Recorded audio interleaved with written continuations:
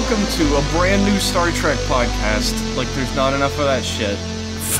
M-Class Podcast. A podcast starring me, Jeff Pennington. And me, Josh Henderson. Our names go together quite well. We were meant to be, is what it was. Pretty much. That's what I've heard. From you. That's what people say on the internet people that are don't saying, know us. They're saying some things about this podcast already, and it's that we're meant to be together. In our first episode of this Star Trek podcast, we're going to be talking about Star Trek the Motion Picture. Yes. And I got the idea to talk about it because Star Trek Beyond had just come out, but it won't have just come out by the time we get to that shit. No, it will have just come out before. Like, maybe a couple months. You know what? I don't even know. Off to a good start in this podcast. But we're going to get there eventually, is the point, right? Yeah, we're gonna go through all of the movies. All the movies, all the films. And we were gonna have a real easy time finding all those movies and watching them because they were all on Netflix. Yeah, until we decided to make this podcast. And then they were like, guess what, idiots? Fuck you. Guess you're torrenting that shit. Yeah, I mean... we got those perfectly legally for anybody listening to this podcast. We just didn't get it from Netflix because they're fucking assholes. Yeah, man. I can't, like... Star Trek, the movies have been on Netflix forever. Like, they rotate them in and out every now and then. Like, they'll put up, like, Undiscovered Country instead of, like, Wrath of Khan. Yeah, for a good period of time, they were all there. Yeah. The shows are still all there, which is cool. Yeah. But we're not doing a podcast about the shows. Not yet. Not yet. One day we'll get to the shows. I'm watching through Deep Space Nine right now, and it would sure suck ass if they took that off. And now that I've said that, it's gone. You just blew it, man. You jinxed that shit. They left the important ones. They left Nemesis and First Contact, the most important Star Trek movies. Whoa, slow down. Well, that's like 10 episodes from now. This is episode 1, dude. Yeah, let's talk about Star Trek the Motion Picture. What happens in Star Trek the Motion Picture, Josh? The plot. Tell us without saying the word space vagina. That's actually, I think, the plot of the Futurama spoof of this movie. The Vagini? Yeah, the Vaginer. Or something like that. Some weird name. So, in this film... the Star Trek heroes from the original series, Captain Kirk and Spock and Bones and all the others, they're back! They're back, baby! They're back from 10 years of not being on TV. Wait a second now. Captain Kirk was on TV plenty. He was TJ Hooker. Yeah, after this. Oh shit, you're right. Because he was like, man, I'm riding that sweet Star Trek wave. He was something else, wasn't he? He was in a bunch of Twilight Zone. Yeah, episodes. Twilight Zone. That's all he had. He was like a stage actor. He was like a classically trained actor, man. Yeah, a lot of the people on this show are actually. Yeah. I say show like we're not talking about a movie. The show movie. Well, that's a good point. We'll get into it later. I got some good points about that. In my brainy thinker. Did you take any notes down? No, I didn't. You didn't? Shit. I'm super over prepared for this. No, that's fine. That's great. No, I was not around today, and I was thinking about this show because it was better than what I was doing. So that's what I was doing. Anyway, the plot of the movie.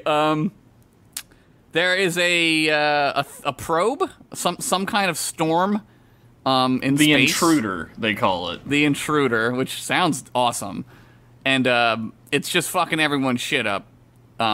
Things are getting eaten up by it. Klingons can't even deal with it. Yeah, the Klingons find a fucking anomaly in space, and the first thing they think to do is fire photon torpedoes at it. Klingons. That is classic Klingon. Textbook Klingons.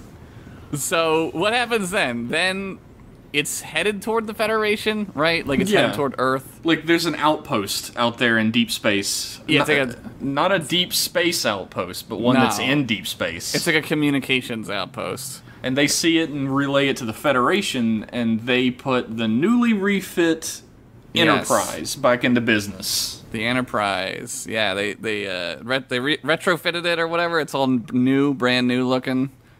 But it's all effed up. It's all broken. Like, nothing works right? Yeah, especially the transporters. Which is cool. Because who didn't watch Star Trek and want to see that shit happen? God, even now, watching that scene where the two people, like, disappear in the transporter, the sound effects of them, like, screaming... It's horrifying, dude. It's terrifying. Dude, it's horrible. Like, I dribble a little every time. It's really scary. Like, it's one of those things where you're like, holy shit. Like, because, like, I don't know. I'm not that old, and I don't think you are. We were not alive for the show. No. And I wasn't alive when this movie came out. Yeah, I wasn't alive when this movie came out.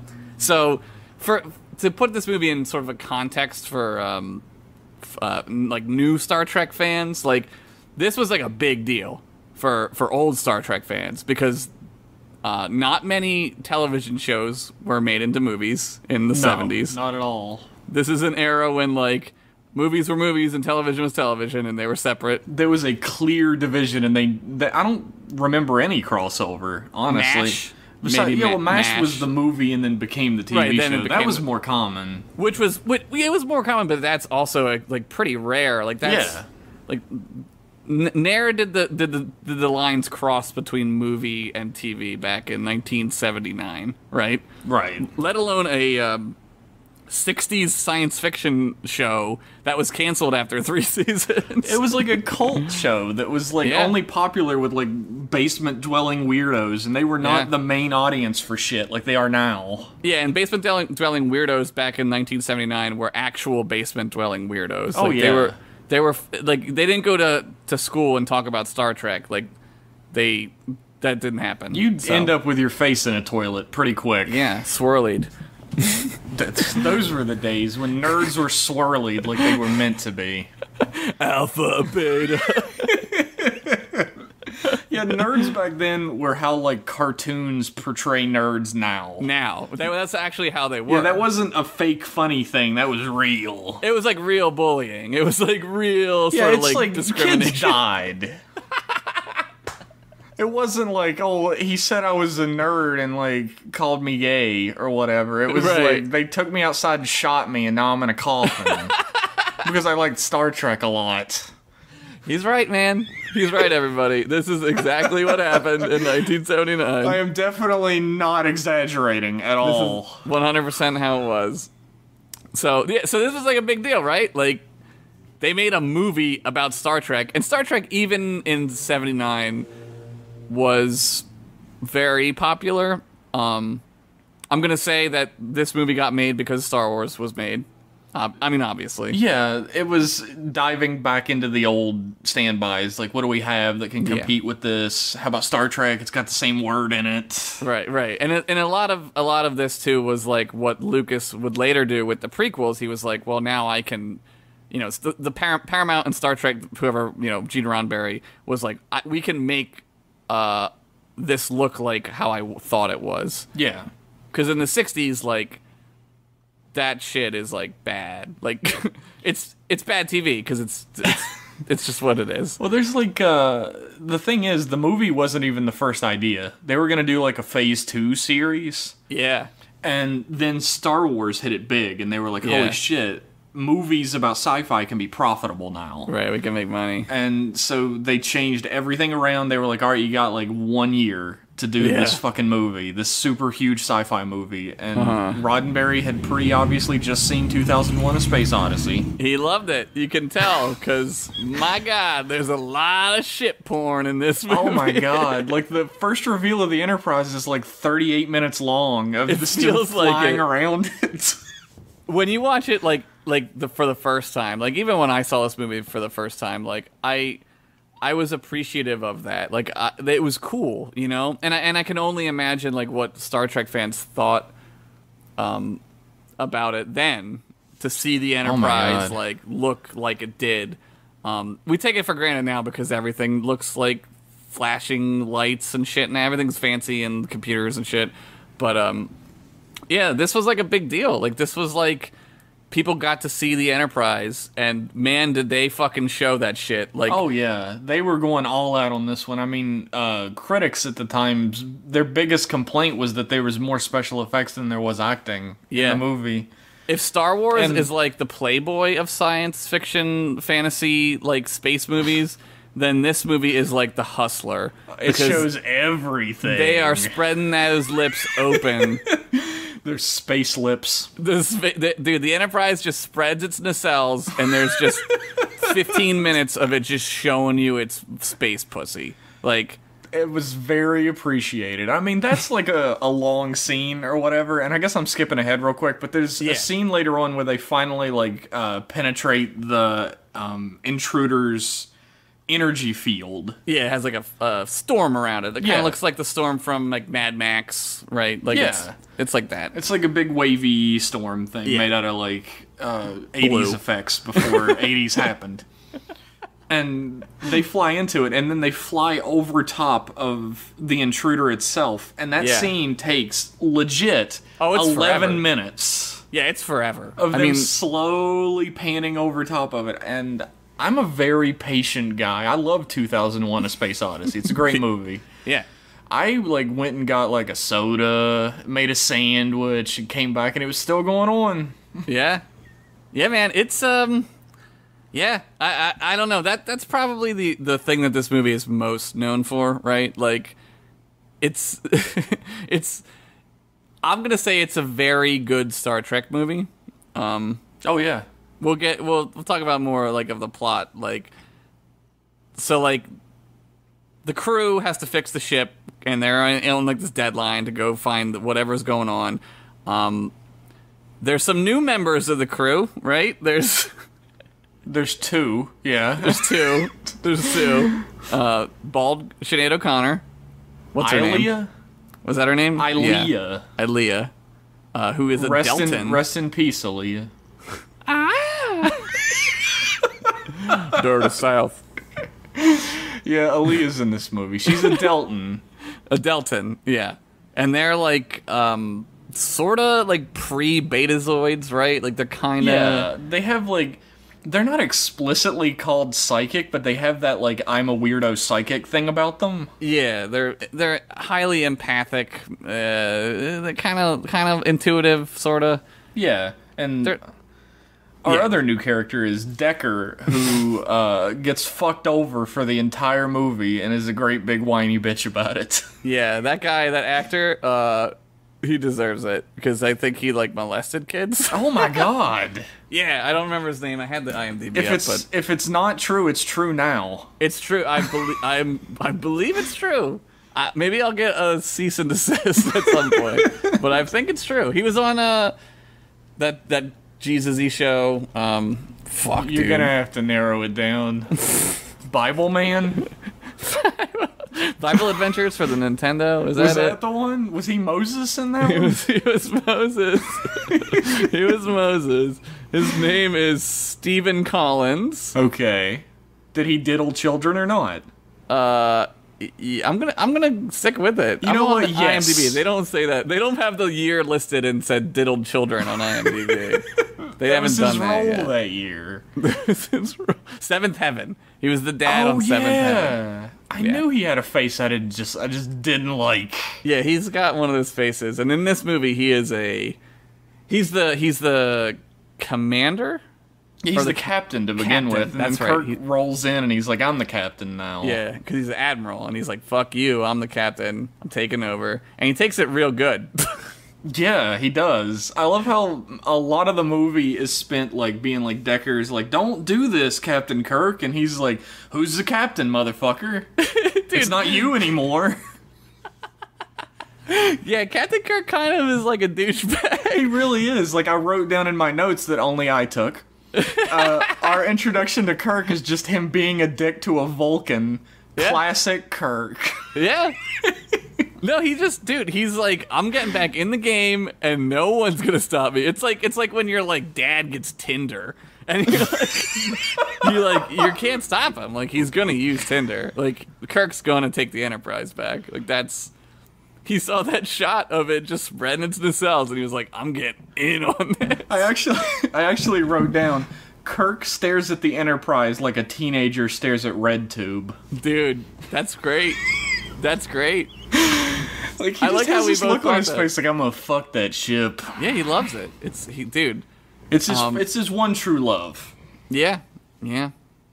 That's the plot of the next movie, actually. Yes, we'll get there in a couple of months, maybe. Whenever we do another one of these, if ever. So what happens? What happens next? I don't. They go Where and they were fix we? the ship. They were at the ship, right? We had the accident, the transporter accident. Yeah, so they're fixing the transporter, and like they have to beam people up, and the transporter kills them and turns them into like a nightmare, like a living nightmare. And even though William Shatner is like a really good actor, usually he delivers the worst line in his career. Yeah, where he like. This horrible fucking accident has just happened. Like, people are screaming as they're melding into a horrible abomination that no man should lay eyes upon. And he says, "Oh my God. Oh my God."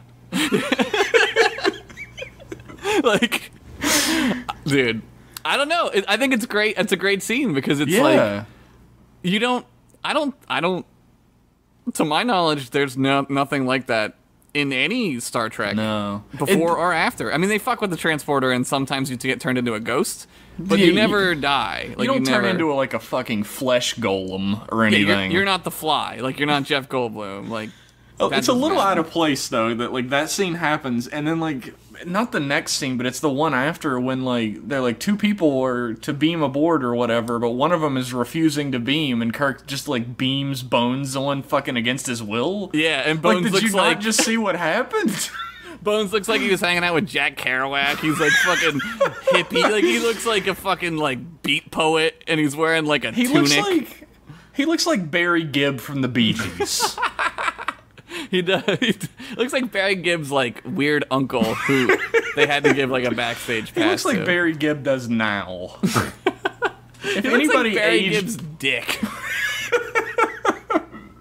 If anybody aged poorly in the Star Trek cast, it was had to be DeForest Kelly. Yeah, he was an old man even then, man. Oh yeah. Well, when he shows up on the Next Generation, he's supposed to be what, like 150 or something, and he is. They didn't even use makeup on him.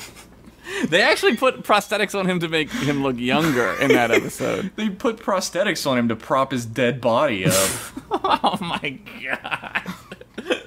People are gonna think we hate Star Trek. No, I love Star Trek. It's one of the things I love most on the fucking planet Earth.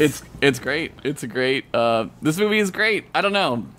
This movie gets a lot of shit for the ship. The ship gratuity. If you're not watching this movie for ship pornography, you're watching it for the wrong reason. You might be watching it because you like the guy from Seventh Heaven. That might be the reason. He does have a huge slobbering fan base, I hear. In prison, where he is. Hopefully. Get him off of my streets. That's what I always say. He does say that all the time, everybody. A fun fact that has nothing to do with anything is that, you know Luoxana Troy, right? Yeah. She's in this movie. She is Dr. Chapel. She's Dr. Chapel. And she was Nurse Chapel. She was, yep. And even funner fact, she is the voice of every computer in Star Trek, the original series, voice. and the Next Generation. Yep. She has her hands in more Star Trek shit than her husband, Gene Roddenberry, did. She was Gene Roddenberry's wife. Yeah, she was supposed to be the secondary character for the show when it was Captain Pike. Oh, really? Yeah, and the fucking, like, NBC higher-ups were like, we don't like her. Take her out of here. And Gene was like, all right. He was like, well, I got this one guy who pauses every few seconds. I guess I could put him in. And the rest was history. Speaking of Kirk, when Ilea first speaks to him, he says, like, I have full confidence in Commander Decker. And then he says, and in you.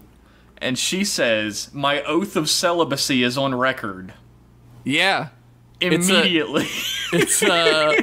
It's a strange few moments aboard the new Enterprise. Kirk's reputation precedes him so far that that's the first thing this woman says to him. I'm not going to fuck you, Captain Kirk.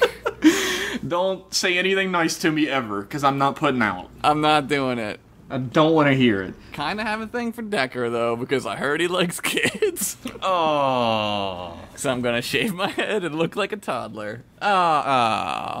Sometimes you go a little too far on the M-Class podcast. We're learning as we go. Speaking of going too far, we're going to take a break.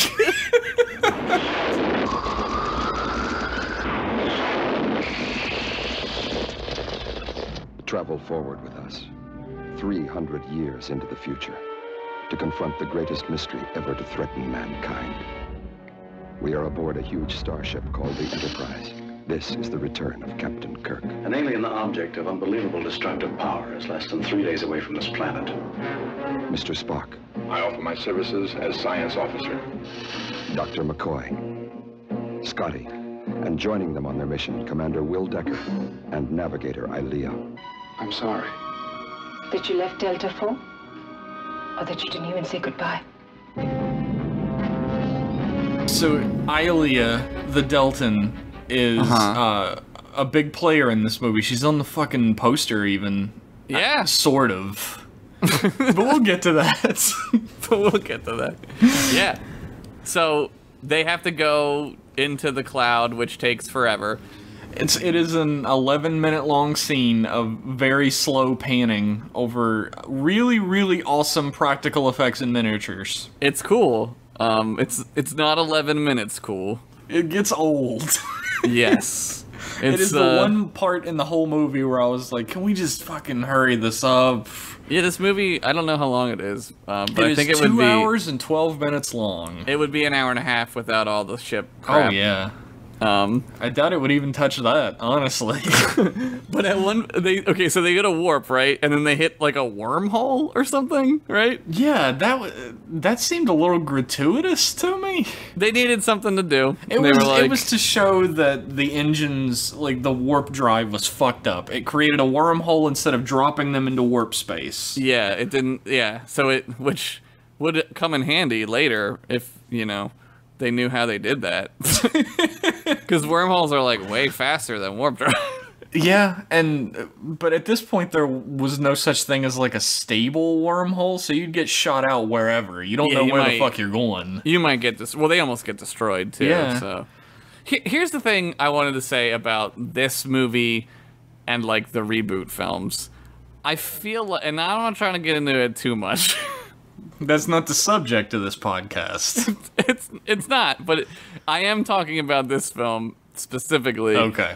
I feel like the growing pains of this movie, because at this point Star Trek like wasn't an established anything. No, really. This is the very first movie. This is the first movie, and like the Star Trek universe is contrary to like Star Wars. Maybe Star Wars does this a little bit, but it's ever growing, like it's ever expanding and changing, right? Yeah. And this universe hadn't found its like stride yet. Like this is still the original cast coming off of the 60s show. So they were just doing stuff, right? Like they were just like, whatever, throw it against the wall. They go through a wormhole, whatever. And I feel like those lessons were taking the wrong way in like the new films.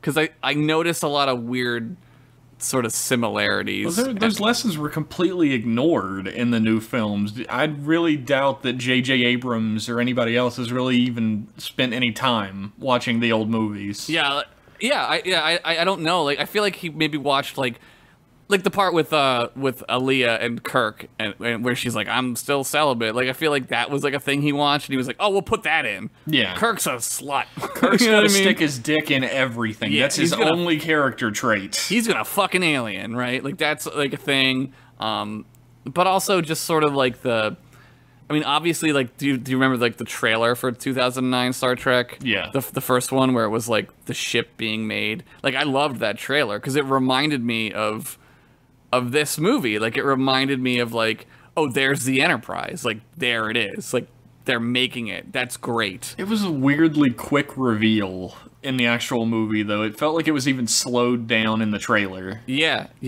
Like, that, I would rather have the 2009 Star Trek just be a movie about them actually building the Enterprise. Like, that would be a better movie. There was this weird, like...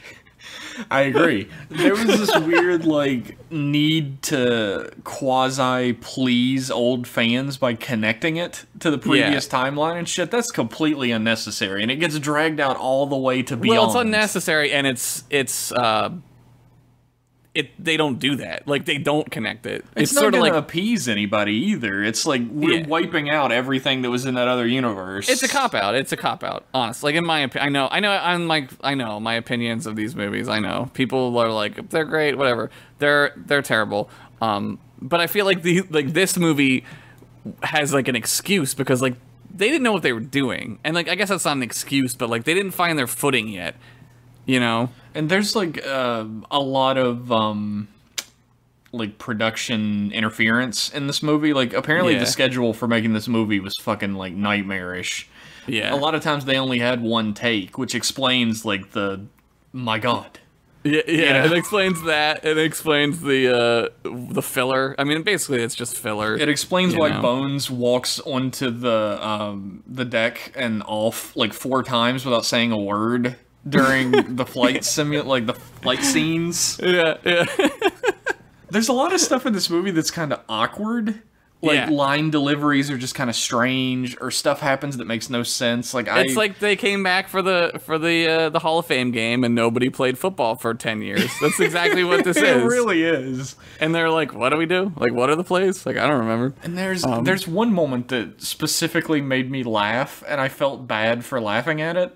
Yeah. But it's when they do, like, red alert and scramble everybody on the bridge, and people start running laps around the bridge, not doing anything. Because they weren't told to do anything. Like, they weren't directed. They were just like, look like you're doing stuff. Yeah. Like, that's like the opposite of what red alert is. Red alert is like, get your shit, like, sit down at your station and do your job. And they're like, fuck! We're fucked! We're all fucking dead!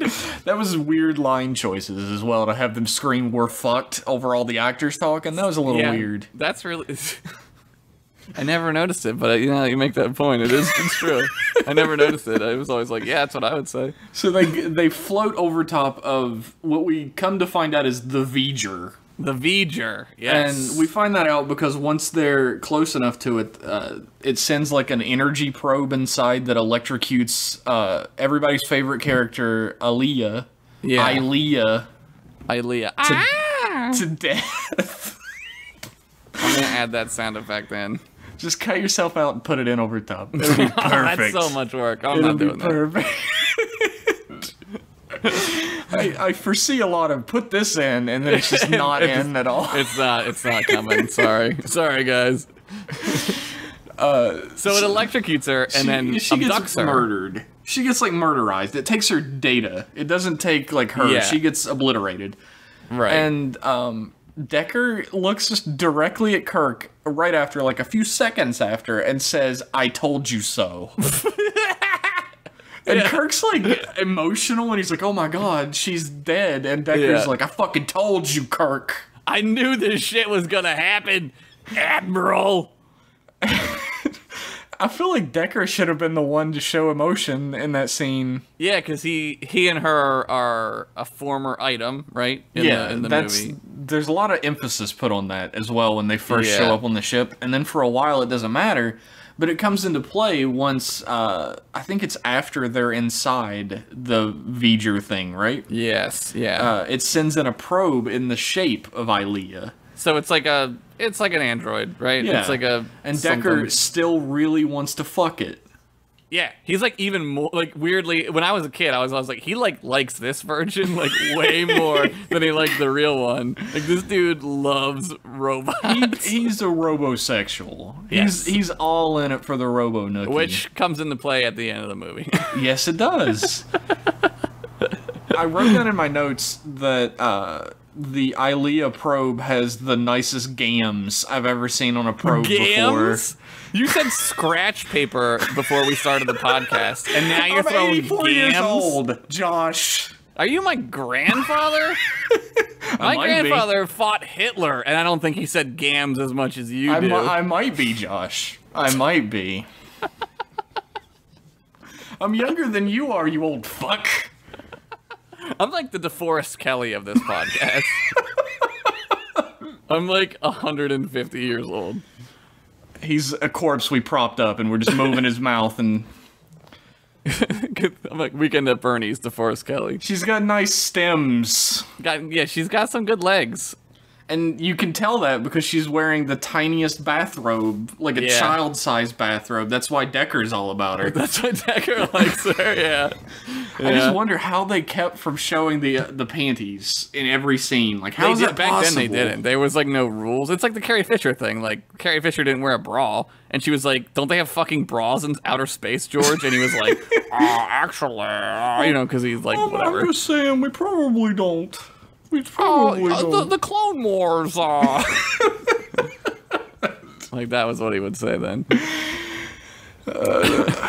So I don't remember, like, what happens, like, okay, so she shows up on the ship, she's like an android or like a duplicate, and then they somehow get down to the V'ger, right? Well, that's like a ways away. That's a ways away? I don't remember what happens. I'll tell you what happens. The Ilea probe wants to learn about mankind, so they're like, Decker, seduce her, I guess. Be her friend. Yeah, take her and show her all this stuff. And then for the rest of the scene, like every time he shows her something and says something to her and she reacts, another character says, she's just a robot, Decker. Yeah. Didn't you tell me to seduce her? I feel like there's like parts of this film that like they forgot to write, or maybe they cut out because like it jumps. Like it goes right from him being like, I told you so, and like we were an item but not really anymore, to him he loves her, and maybe it's because she died. Maybe. And that'll do something to you. That'll mess you up, right? But he's not proven to be a very good captain of a starship in this movie. He spends a lot of time like shitting all over Kirk for his decisions, and then he makes some pretty stupid decisions as this movie goes on. Yeah, he's kind of like a slave to the P. You know what I mean? Oh, he's a slave to the V'ger. He thinks with his dick. Yeah, he thinks with his space dick. He put that V'ger up on a pedestal. That's what he's doing. Definitely.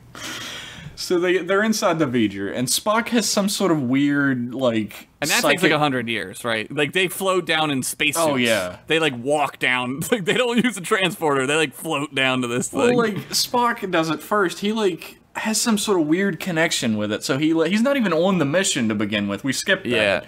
Yeah. He shows up in this ship that, like, rips its own head off, and the ship, like, its head docks. Yeah. What is up with that, for one? They could do it. They were like, do it. It'll look cool. No one asked why there's just a platform with nacelles floating in space. Yeah, just fuck it. So he joins the crew. He looks like a fucking pimp when he walks on board, so he's wearing a really cool outfit. Yeah. And then he gets in the terrible fucking costumes that are in this movie. Oh, this is straight up 1979 fashion. Like, this is shit you'd see in like the Sears catalog for men. This fashion time period, me and Mike Sadorf were talking about it with my uncle, weirdly enough, and how like this was like a one and done. Like, people don't wear this stuff anymore, and they probably never will. That's never coming back around. I have a closet full of polyester shirts from the 1970s. I do. Josh, how old are you? I'm 150 years old. But I used to collect them. Like, I used to wear them to school. Like, in high school, I would wear them. I used to wear polyester shirts to school. I had hair down to my middle of my back. I want to point out that Josh was like prom king and shit, wearing polyester shirts with like an Irish man's long fro. Yeah, and I had I used to get these like granny pants, like these grandma pants that were like, I mean, I weighed like 110 pounds, and like I would wear like these like tiny skinny pants that like I'm amazed that they never sent me home, because my dick was just like out like the entire, and my dick was like a boner the entire time because like you high were school, a teenager, man. of course. Yeah, I wanted to bang people. I wanted to. Those days are long behind you, thankfully. Now that I'm 150, I don't have that urge anymore. You had a closet full of polyester shirts. I still do. Jesus Christ. Anyway, they're wearing like footy pajamas. Yeah. And that's the fact. They're all wearing like pastel blue It's footy all pajamas. earth tones. Yeah, it's like earth tones, and it's like Star Wars. Like they ripped that right out of Star Wars. Like It's like Star Wars if everyone in Star Wars wore the same shit and it was terrible. well, when they go to like Yavin, like they're wearing shit like that. That's like Mon true. Mothma, it kind of wears like a robe like that, you know, like stuff like that. There's a lot of stuff in this movie that's sort of picked a little bit from Star Wars, but little it's bit. mostly 2001. Yeah, mostly like the ship design definitely is 2001. Like the inside and shit. But fuck, where was I like 20 minutes ago? When we were yeah, Spock has some sort of weird connection with the V'ger that doesn't ever really get explained ever. Yeah, he shows up because he's not on the Enterprise, and Yeah, he was doing his Colonar. That's he was right. like purging all of his emotions, and he like That's right. failed at it. yeah, because that's right. He had to be, because he's half human and half Vulcan, so he was taking the Colonar or whatever to be like full Vulcan, like full-blown Vulcan circumcision mode. Yeah. Like no emotions, right? He was getting his emotions trimmed off. Yeah, trimmed off. Yeah. He was getting his emotional bris. But he joins the crew, and he has, like I said, he has some sort of weird connection. So he steals a thruster suit, Yeah. which is something that apparently has existed, but nobody Sure. ever talked about in the original series. It exists in real life. Yeah. That's not. This podcast isn't about real life, though. Fuck that. sorry. Oh, sorry. My bad. Talk about Star Wars. I thought this was the polyester shirt thruster suit podcast. It's my favorite podcast. That's the next one I get fired from. You made it fucking how long? Like 45 minutes into a podcast without making that joke. It's a good joke. I'm never gonna stop. No. Well, this might you be the fire next. me. This might be the next podcast you get fired from. Keep it up, Henderson. So he steals the thruster suit. He goes out, and he has like 10 seconds of thrust on this suit, which makes it like the Useless. worst thruster suit that's Yeah. ever existed. Yeah. So he thrusts into the V'ger orifice, and he calls it that. It is the V'ger orifice. Yeah, they're not really even trying at this point. It is a giant puckered space butthole. And he flies straight into it, and then the ending scene from 2001: Yep. A Space Odyssey happens. Yep, that happens. Yep. And he, after like what seems like the rest of your life, he reaches the center and mind melds with it. Yeah. Which And is good that he could do that. it seems like a power he would have mentioned before, that he could just mind meld with essences. With whatever. Yeah, it's just I think whatever. that happened in the show. I think that actually happened in the show. Does he do it to like a robot or something? He does I it don't to know. like a Danger Will Robinson plastic box robot. Yeah. I wrote down that this movie like really benefits from the updated special effects and everything. It's Yeah. not just cardboard and blinking lights. Yeah. It's it looks good. Like it's got a look to it, and that's something that you can't say about a lot of movies now. You All know? the practical effects in this movie are spectacular. There's Yeah. like some early digital effects that are pretty terrible. Star Trek and Star Trek was always good with that. Like they were always doing like hologram, like sort of like in Star Wars, like the Death Star model. Like they were doing stuff like that. Yeah, and like the chess pieces and shit like that. Yeah, they were doing that shit. Well, Star Trek, the only special effect in this whole movie that jumped out at me as looking like really terrible is when Scotty and Kirk are on the little shuttle heading towards the Enterprise. Yeah. And they just like digitally imprinted the shot of them standing in the room on the front of it. Yeah. It looks terrible. It's bad. That Everything was like else looks spectacular. they hadn't got that one down yet. They were like, we need to work on that one. They're That's all- like a concept shot that like they do that shot in Revenge of the Sith when they crash the ship onto Coruscant. It looks terrible in that too. And you can tell, right? Like you can tell, yeah. You can, like you look at it and you're like, oh man, that doesn't look right. So they're still not doing that, right? No, it's you have to like bend the image perfectly. Has to be perfect. Yeah. And if it looks slightly off, your eye will pick it You'll up see immediately. it. Yeah, you'll see it. It doesn't look right. A lot of tiny clay men floating through space in this movie as well. A lot of that. Which makes it feel like 2001. Absolutely. Like, it makes it feel like that. Everything in this movie makes it feel like 2001. Especially the end of the movie, which I think is coming. It's somewhere up there. Spock flies back to the ship. He floats back to the ship because he's unconscious, and Kirk catches him, and they return to the ship together. Yeah. And Spock faces no rebuttal. He faces no punishment for knocking out a guy and stealing the thruster. Because Kirk's like, I fucking love you, Spock. They hold hands for a really long time, and I was just thinking, like, this is where all the fan fiction came from. That's where it was, right? From that 11-minute hand-holding scene. Deleted scene. Slow pan over their hands holding for 11 minutes. I forget what Spock even tells him. I think he tells him that it's like a child. Yeah. He says, like, it's something like it's, like, alive and that it thinks or something. Basically, he's like, it's a thing. It's alive. It's a thing. Being. It's not just a fucking thing. Yeah, it's... And V'ger's like, they finally make it back to Earth. And V'ger fires out these little energy orbs that are going to obliterate the planet Earth. Mm-hmm. And everybody's like, what the fuck could we possibly do? Yeah. We're inside its body. We can't fire photon torpedoes at it or anything. What are we going to do? We can't do anything. So we don't find out yet what it is, though, do we? No, not at that moment. Yeah, because they're like, what do you even want, V'ger? And the V'ger probe says, we want to meet the creator. The creator, yeah. Who the fuck is the creator? Yeah. It's the one that created V'ger.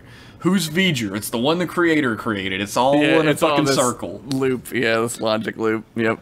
And Spock says, it's like a child. You got to treat it like a child. And Kirk's like, well, I'm not telling you shit.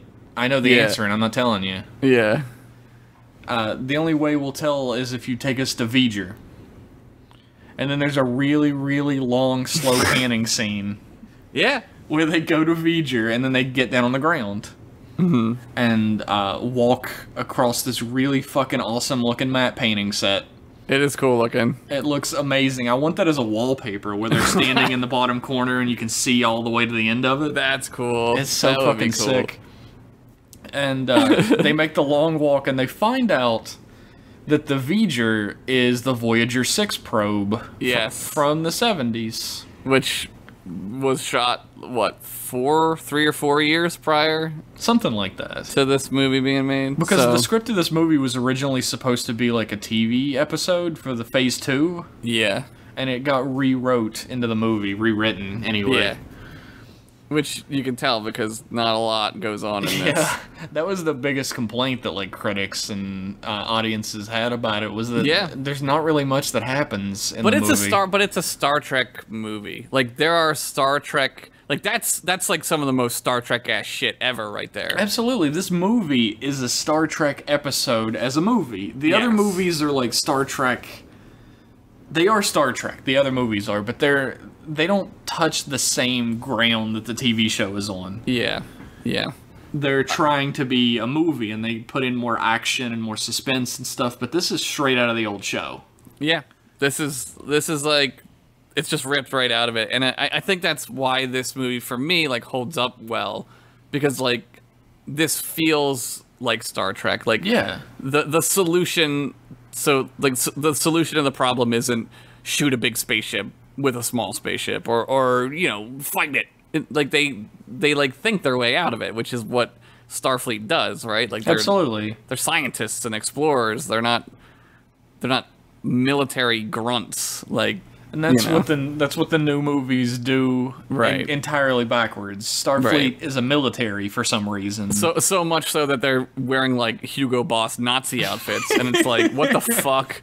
Like that's fucking like that to me is like, why don't you just like, I don't know, put a swastika on their arm and like spit on the fucking Federation flag for fuck's sakes? Like that's crazy. Like I'm sure there are people listening to this, if anyone ever does, that are like, why don't you like the new movies? You don't fucking like Star Trek. We'll get there. You're just bitching about it. We fucking love Star Trek. That's why we tend, like, I don't hate 2009. I don't like it. I hate it. Josh hates it. I hate In the Darkness a lot more. To be fair, I didn't see Beyond. I wouldn't wipe my ass with Into Darkness. That is it's a not fucking a movie. Abomination. It's not a movie. It's nothing. I hate it. But yeah, like, we make fun of this movie, and I think a lot of that comes from the fact that, like, Star Trek took, before the internet, right? Before the instant complaining machine that we all have right now. The one we're talking into with our complaints. The one we're talking into with our complaints, exactly. Ironically, or not ironically. Like, Star Trek took decades to find itself. Like, it took one series in the 60s, a couple movies, 3 or 4 movies, and then 2 seasons of another series until Star Trek sort of started to get its feet. Like, that's an incredible amount of time. It would never happen today. It would never, ever happen. No. It would if you be don't get it right the first time, you're fucking off TV. Yeah. It wouldn't happen. And I think, like, that's why Star Trek is so fascinating to me, too, because, like, from a writing standpoint, like, they just tried stuff, and, like, a lot of it worked and a lot of it didn't. And it's not perfect, but it's still pretty good. Like, even when it's not good, it's still pretty good. It takes, like, the writers on these series a long period of time to learn it as well. Like, it's the people who went from, like, the original series to the Next Generation. The Next Generation had entirely different writers. And there was a big problem at the beginning of the Next Generation. Gene Roddenberry was like, look, these characters are from an enlightened age. They're not just going to petty squabble amongst each other like everybody else on TV does. Yeah. And the writers they brought in had no fucking clue how to write that. Yeah. Like, if we can't rely on petty bullshit infighting for our drama, what could we possibly do? What can we do, yeah. And it took them 2 seasons to learn what to do. Yep. And that's an outside threat is a lot more pertinent to the Federation than petty infighting is. Right. When you're on, like, literally the edge of your known existence, like, that's a little bigger. Right? like Neil Armstrong goes to the moon with Buzz Aldrin, and, like, Buzz Aldrin's, like, farting in his sleep for, like, the 2 hours. Like, Neil Armstrong's not gonna get pissed off at that, because you're, like, on the goddamn moon, you know what I mean? You look around at the moon, you're like, maybe I shouldn't start a stupid fight over nothing, you know? Maybe it doesn't matter that much, right? And I mean, you have elements in the Next Generation that are specifically there to cause a little bit of conflict, but it doesn't become bickering. It's more introspective. It's more, how is this making me feel? It's like therapy. It's like, why does this make human beings feel this way? I mean, you have a character like Worf, who is like a random element that doesn't really fit into the Federation puzzle. Yeah. But there's never any scene where he's just like, I don't like the Yankees. And right. Picard's like, well, I fucking love the Yankees, you asshole, and they don't talk to each other. Yeah. And Worf's not like, nothing, I don't fit in. Like, he doesn't complain. Like, there are just always bigger issues. Like there are times where that comes up, but it's never the focal point of an episode. Right. There's some personal, like, episodes, but he never takes that out on, like, the crew or, like, his like, friends, whereas like in a suckier show, that character would lash out at the friends and be like, well, you never made me feel this way, like that's like what would happen in a shitty show. Yeah. But Star Trek isn't that way. So I mean, even in episodes where it's focused on that kind of interaction, like the one that pops to my mind immediately is the one that just happened a couple weeks ago in Star Trek Hour. Do you know what that is? No, what's that? Star Trek Hour is this, like, Twitter, I guess I'm gonna shill for him. They basically pick a random episode of Star Trek every week, and on Tuesdays, they just start posting questions about that episode for discussion, and you just discuss with people on Twitter. So it's what we do on Twitter. Yes, with a bunch of strangers. But with people I don't like. The one that came up recently was the Riker's dad episode. Yeah. Where Riker's dad comes back and he's like, well, I want a relationship now. And Riker's like, well, you probably shouldn't have left me an orphan at 15 then, you old fucking bastard. Yeah. And that episode ends with the most realistic, like, father-son schism thing I've ever seen, where Riker just says, well, I don't want to deal with it, and old Riker says, all right, and then they leave. Yeah, and that's it. Yeah, that's like what happens with people. I can attest to that. That was... That's what happens, man. Like, that was far more realistic to me, because there are people in that episode who do, like, the cliche fucking TV thing, where they're like, well, he's your father. Right. You should give him the time. Yeah. And the whole episode, I'm just like, well, he's a fucking asshole. Why does he have to mend bridges with this old fuck? Yeah, and he's like, I'm fucking William T. Riker. T? Is it T? I think so. Yeah. He's like, I'm William Riker. Fuck you. I'm gonna run this shit. It is T because Thomas Riker later on. Thomas Riker, yeah, that's right. Yeah, it is William T. Riker, who's one of the coolest characters. He's great. I got a beard, and I wonder what that's about. My dad had a beard. Talk about dad problems. Anyway, I think we were talking about Star Trek: The Motion Picture. All right, let's take a break real quick. Shit! And we'll be right back. All right. It will startle your senses, challenge your intellect, and alter your perception of the future by taking you there. Star Trek: The Motion Picture. Rated G. Alright, so we were talking about the motion picture.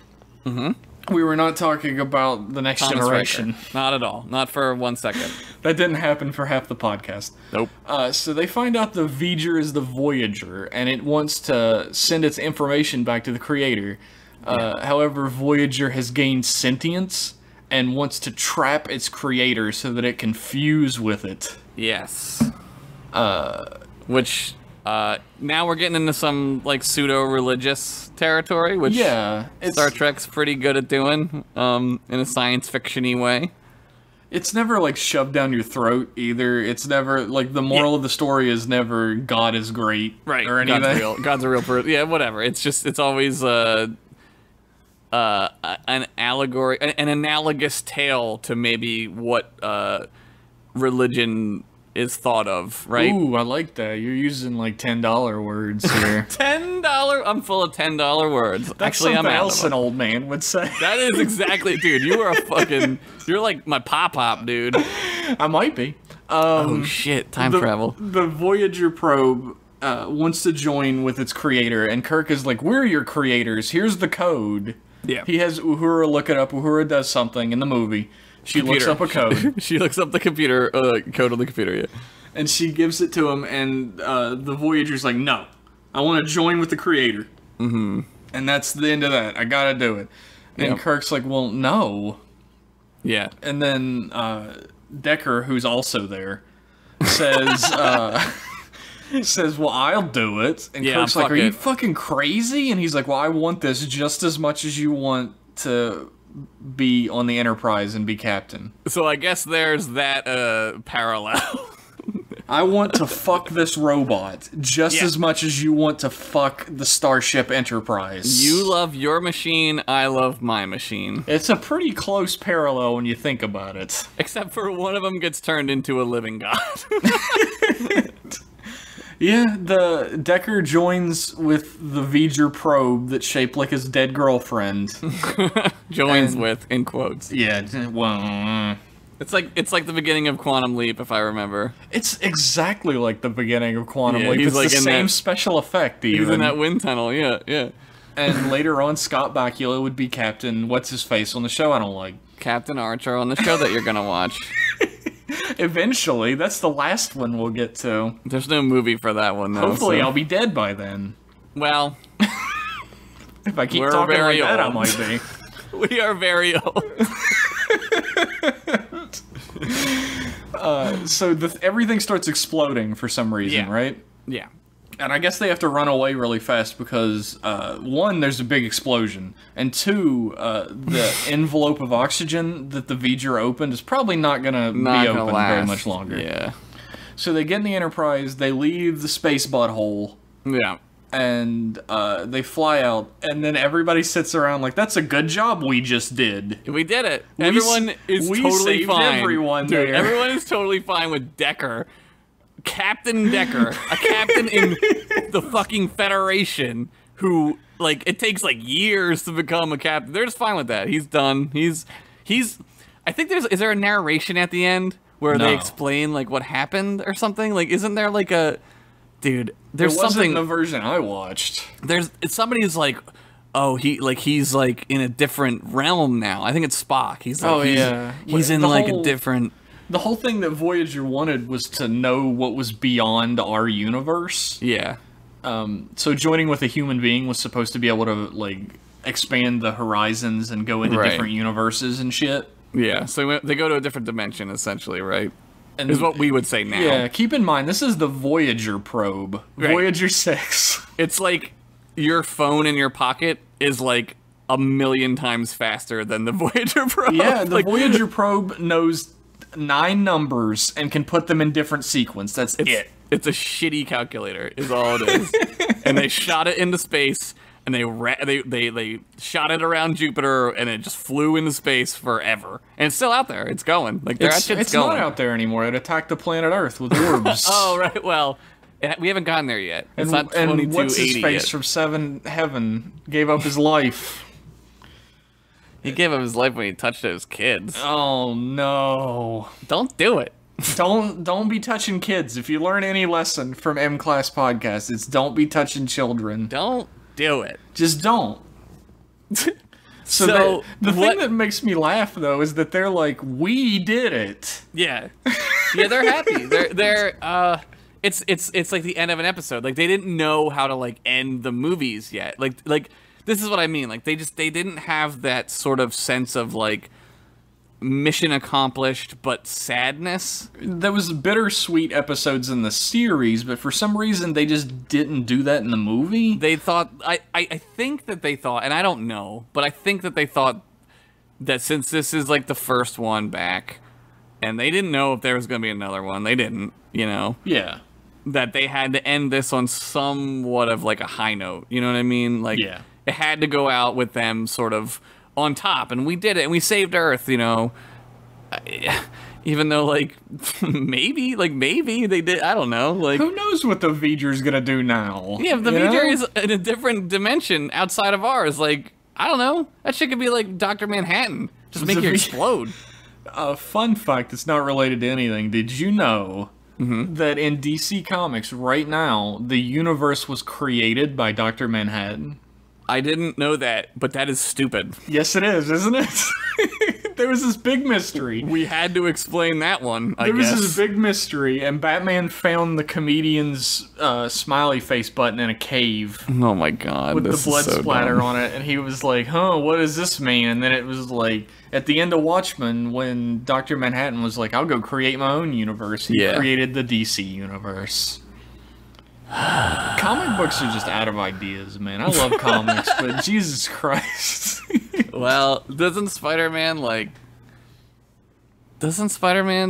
die and then come back as a zombie or some shit? Spider-Man, that was like fucking 10 years ago, Josh. That's how old I am. He died, and he makes a deal back, with the devil. That was like later. When he died, he like came out of a cocoon and had different weird spider powers. I remember that. And then later on, Aunt May died, and he made a deal with the devil to give up his marriage to save old ass fucking Aunt May. Yeah, I mean, who's gonna die of fucking like arthritis complications in 1 year. Well, she's an old woman in her 70s, probably 80s.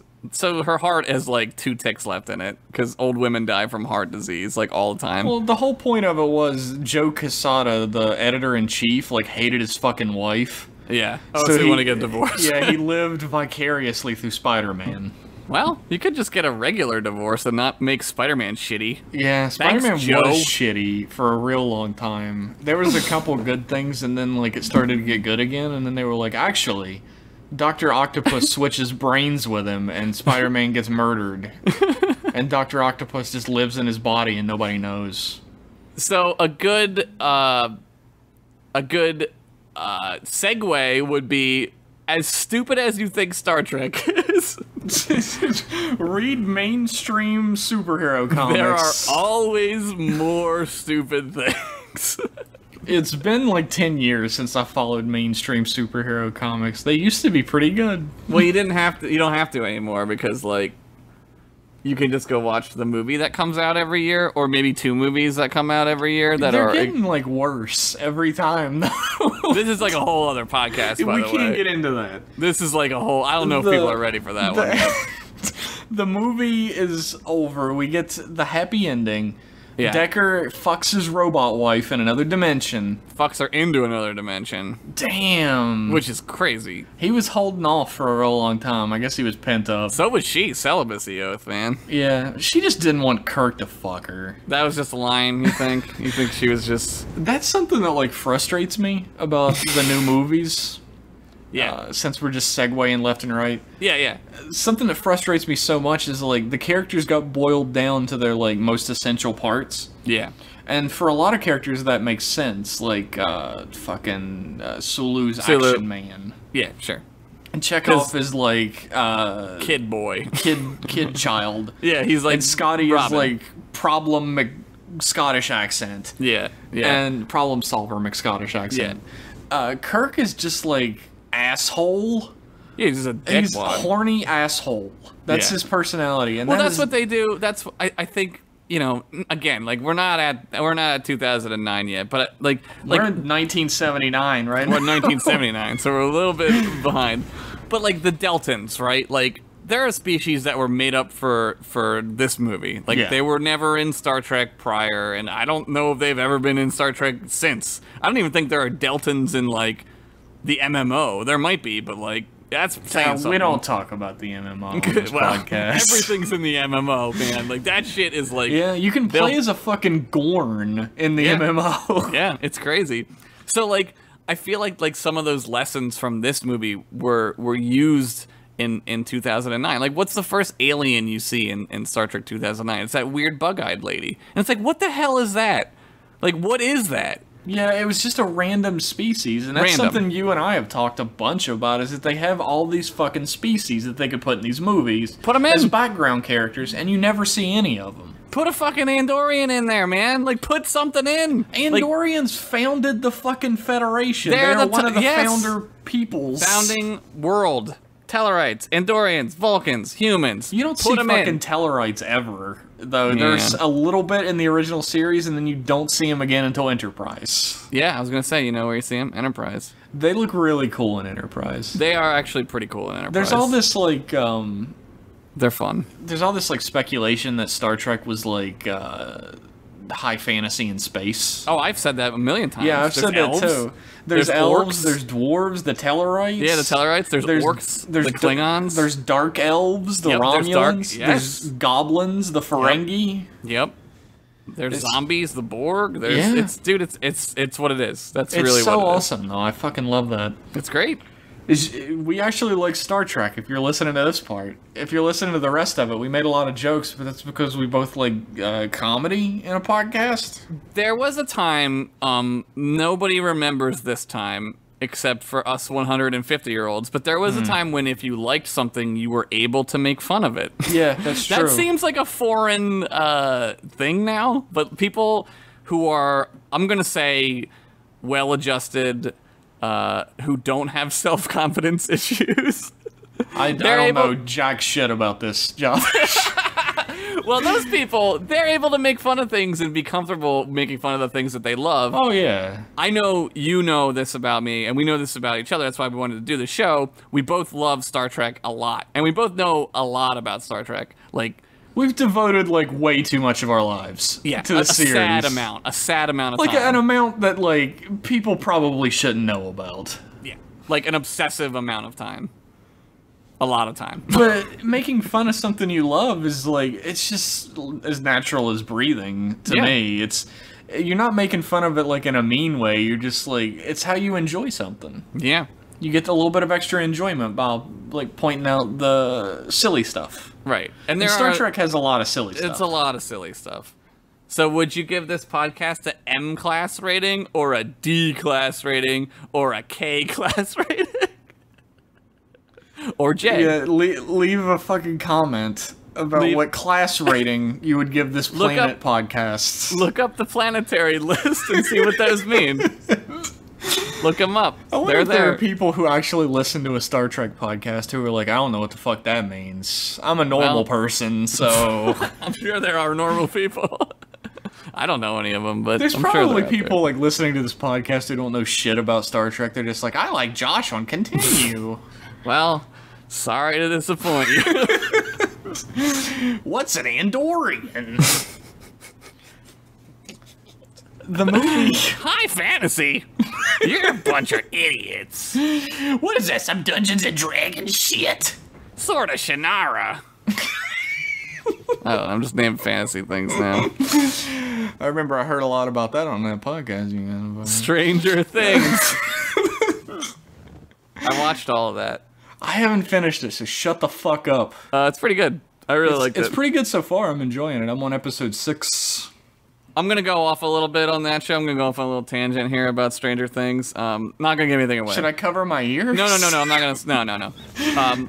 So, like, before I watched it, like, I was reading a lot of stuff about it, and, like, how, like, the references in the show, like, how there's so many references. I think we use that word stupidly now, and we use it like a bunch of idiots now, because, like, okay, so, like, the references in the show are, like, the kid has a Yoda toy, right, and he plays with Star Wars stuff, and he plays D&D.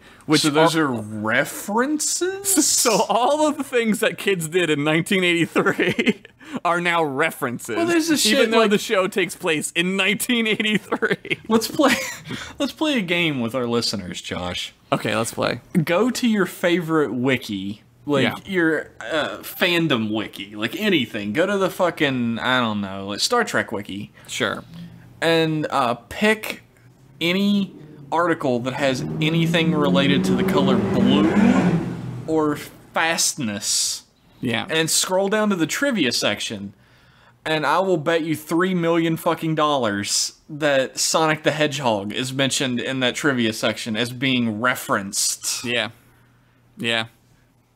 Having something in common doesn't make it a reference. Right. Things can be blue and be separate entire entities. Things can go fast and be separate. Things from 1983 in a show where the characters live in 1983 are not references just because you are watching it now. Those were actual things. And that's what that show does great. It's not a reference. It's just the kids just play with it because they're kids. Like any other show, like they'd be sitting there playing Dungeons and Dragons, and he'd be like, "All right, everybody, get your Dungeons and Dragons stuff out." And he'd look right at the screen and wink, wink. Did you remember that from when you were not alive yet? Nerds. Yeah, they don't have Dungeons and Dragons anymore. They stopped that shit. They stopped, but yeah. But I mean, like, dude, I don't know. Like, I just get, and that's what turned me off from the show. Like, I didn't watch it for like a couple weeks because I was like, I don't know. But like, this show, again, a segue, that show, Stranger Things, is a show made by people who can do more than J.J. Abrams ever could. Like, J.J. Abrams, There's the relation. There's drawing it back in. I know he watched that show, and I know he is pissed off at it because he can't do that. No, he watched that show and said, they're taking after me. Well, yeah. Because he's completely fucking delusional. Even if they are, which maybe they are in some respects, maybe. Because, I mean, there's a little Super 8, but Super 8 is an homage to the 80s just as much as this is. It's basically, Stranger Things is just an 80s movie transplanted into the year 20, whatever year it is now. And it's just a better made. 16? Yes. Okay. It's just better made. It's really good, and I would watch it. And okay, and stop saying references about stuff. Stop it. Well, I'm learning a lot in this podcast. Don't touch children. Don't call things references. Yeah. Maybe we'll talk about Star Trek. maybe next time we will. This movie, like we said before, owes a shit ton to 2001: A Space Odyssey. Yes. if you've never seen that and you've seen this, you're gonna think like the exact opposite when you see 2001 and just be like, that shit was in Star Trek. Yeah. But no. They knew they were fans of Arthur C. Clarke, and they knew like what they were doing, especially like with like what you said with Spock going into the space butthole. That's a straight. I don't know when homage becomes ripoff. I don't know. Yeah. I mean, he's wearing like the same space suit with the same glass. It's the same. It's like they got it from the set. I mean, it's like they were like, Stanley, can we borrow your 2001 spacesuit? And he was like, I guess I'm Stanley Kubrick. I don't know. And they just used it. Like, That's what? a good Stanley Kubrick impression. I don't know. I'm Stanley Kubrick. Do the take 7 million more times. Go out and take pictures of the doors in town. Did you ever watch that documentary about him? Yeah. Oh my god, what that's a fucking great. nut job. And then he made it was his nephew, right? He made him go take pictures of the doors. And then when the nephew developed the film and brought it back, he was like, no, go out and take a ladder. So he had to go out and take a ladder and stand on this ladder and take pictures of the doors. Dude. You can just do that shit when you're the director. Who's gonna tell you no? When you're crazy and you're like an auteur, people just do stuff for you, I guess. I don't know. Are there any auteurs anymore? No, not really. Maybe Quentin Tarantino, maybe. Tarantino? I would say he probably is. He's still, like, trying to do stuff that's, like, out of the norm. Like, stuff that's more real. Like... It's thoughtful. It's like what was the last movie he did? The one where they're all in the Hateful cabin? Eight. Hateful Eight. Yeah. Yeah. He shot that like all on film. Yeah. And like did the entire movie in like one fucking set, like out in the middle of nowhere in the freezing cold. Like they lived in that cabin. Like that's what they did. Yeah. Like he's doing shit that nobody else was doing. Like they're all at the George Lucas school of directing. You just sit in a chair and stare at a monitor. Yeah, that's pretty much it. Thanks, George Lucas. I love your movies. You're welcome, Jeff. Oh god, he's on the podcast! Why did you kill everyone's childhood, I guess? That's what people say on the internet. Money! Oh, there you go, everybody. You heard it here first. Alright, so what are we watching next time, Jeff? I think people at home might be able to figure it out. I think it's the one with the Roman numeral 2. That's the one. We're going to be watching Star Trek II, The Wrath of Khan. Now this is going to be a podcast. Hopefully we won't we're going to fucking tangent off like a million times. Oh, I don't think we can get through a regular conversation without tangenting off. Our whole lives are tangents, me and you. We're just like two tangent black holes running into each other into space. Like, what even happens when that happens? I don't know. I'm not Neil deGrasse Tyson. I don't know. We could get him on the podcast. Probably, because why not? What's he doing? Just being hugely successful at everything he does. He's not super busy being an actual fucking scientist or anything. He could be on our Star Trek podcast. Yeah, I think we can get him. Next time we're doing Star Trek II, The Wrath of Khan. We don't even have like an email or anything. Anybody could write emails into. We will let you know. We don't even have a Twitter. Shit. We will by the time this comes out. We will have all that stuff. I guess we'll put it in the description. Yeah, we'll put it there, and I'll tweet it on mine, and you can tweet it. So we'll give out our Twitters. Yeah. Let's just give out our. Josh will tweet it to his 21,000 followers, and I'll tweet it to my 256. 21.1. Okay, oh get it my right. God, I've disgraced you. I left out the .1. What is your Twitter? My Twitter is @_Jeff Pennington. Okay, and mine is @Henderson 1983, the year that Stranger Things happened. Josh was a baby that year. I was a baby. He still is in a lot of ways. 150-year-old baby. Man, if I live to be 150, I will be a 150-year-old man baby. If I live to be 150-year-old, kill me.